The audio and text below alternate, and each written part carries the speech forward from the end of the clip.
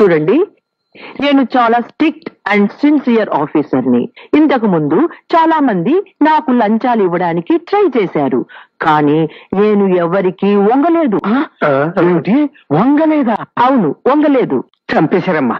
వంగలేదు అని అనకూడదు. పోనీ దొంగలేదు అనొచ్చా? అమ్మో, ఒళ్ళు మారితే చాలా భూతార్థం చేస్తది. అమ్మా, అంతా ఇబ్బందిగానే ఉంది. ఎందుకు వచ్చిన గొడవ? లొంగలేదు అనండి, బెంగలేదు. అటులనా నేను ఇంతకు ముందు పని చేసిన చోటున నా తెలుగు తప్పని ఎవరూ చెప్పలేదు. అందుకే మిమ్మల్ని చూస్తుంటే నాకు గర్భం వస్తుంది.